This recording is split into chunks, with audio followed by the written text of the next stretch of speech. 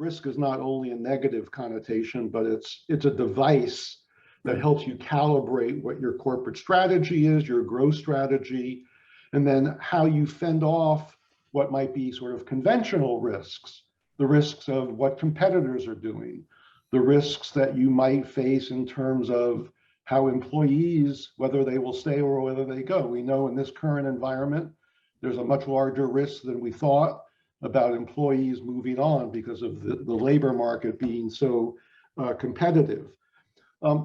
There's also obviously the question of internal risk to the operations of a firm. And here probably the most pronounced one is cyber risks. And then I think, my focus a lot, having been a natural resources guy for many years, increasingly is on the sustainability question.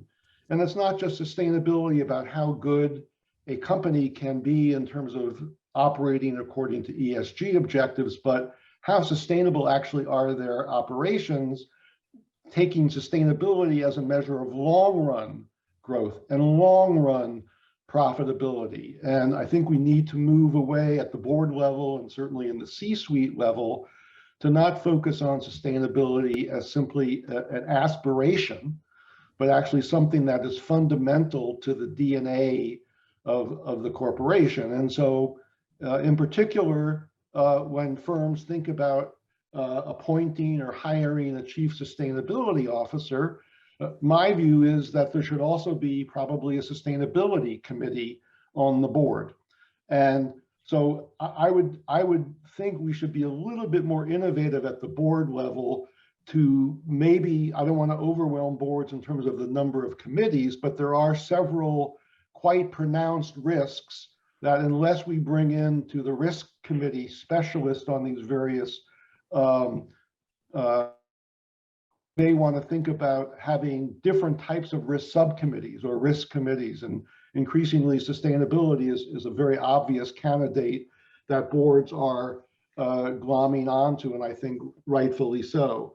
The last thing I would say is the importance of having the board, as well as the C-suite, but certainly the board, put together metrics about how are we doing in terms of risk exposure and what are the mitigations that we have in place to mitigate those risks. And so I think setting some kind of metrics that we can measure our performance in both assessing the risks and mitigating those risks are very important. It's not just having a conversation, it's about how are we actually doing, where can we improve, what are our peer companies, competitors doing.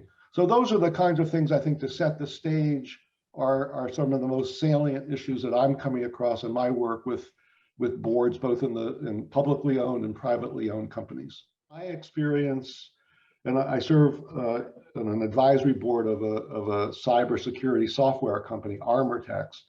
And my experience is that, like other areas, but particularly in cyber, there's a lot of intimidation on the part of board members that, gee, I really can't ask that kind of question because I really don't know about it and I'll look stupid.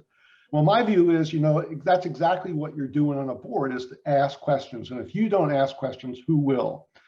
And so one of the things that I've done, which I think is helpful, at least I've gotten some responses that it's helpful, is I've written the Forbes column that sets out 10 questions that board directors should ask. And I should also say that it's not just the board, but it's on the executive side, on the chief information officer or the chief security officer. He or she often feels, well, I'm talking to the board. They're not going to really understand what cyber is, and so I'm going to sort of dumb down the conversation. And so you end up with a gulf between what the executive is saying because they're too intimidated to sort of give you the full-blown discussion, and board members are intimidated because they don't want to look stupid. And my view is, you know what, we gotta embrace this. And so the gist of what I did, at least in those 10 questions, but we can do this for other risks as well, is just go ahead and ask these kinds of questions because you've got to be informed. And the CIO and the CSO, the security officer, also has to realize that he or she is dealing with the board who wants to be informed. So I think those are the kinds of issues to me that are extraordinarily important. even the smallest company domestically is buffeted by what's going on in the global economy. I remember when I was at PwC, I gave a dinner speech about emerging markets and the risks, and someone raised their hand and said, "Well, I'm just a tugboat owner in working the New York waterways, and what do I need to be concerned about what's going on in emerging markets and the global economy?" And boy, that conversation about China, a little bit of supply chain back then. But I think that tends to be a blind spot. But I think what has happened, if there's any benefit from the supply chain issues, is we've realized how much we're all tethered one way or another to the global economy, and particularly, frankly, the emerging markets, not just China, but the Indias of the world. And I think that tends to be a significant blind spot. And that's the area where I spend a lot of time in the committees on which I'm on, but my consulting work advising C-suites and boards, that's the one area where I think I'm brought in a lot to discuss, well, why should I care about what's going on in the global economy? And I don't mean, from a geopolitical perspective. I'm an economist, I'm a business guy, but I obviously know about geopolitics. But it's the real business stuff that matters. And so the supply chain, I think, really drove that home. The pandemic obviously has had a significant impact on business and the economy. And so the question is, I think, before us in this conversation and other arenas is, going forward, will we try to be a little bit more enlightened and learn about what's going on in the global markets in which maybe they are secondary to what we do or what the companies in which we are governing do, but they could rise from secondary to primary very, very quickly and maybe fade away. But also your competitors may well be domestic, but I got to tell you, they're also hooked into the international markets as well. So I think that's one of the blind spots that I've been fascinated by, that companies within the United States, their boards don't seem to fully appreciate. They only appreciate it when a crisis comes.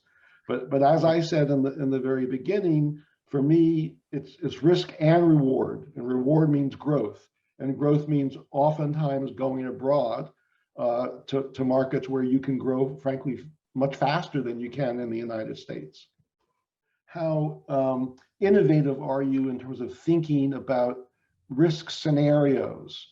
Think of the unthinkable. 2 years ago, frankly, who would have thought about the pandemic? Well, I know people in the White House were, but in terms of the private sector, who would have thought about a pandemic?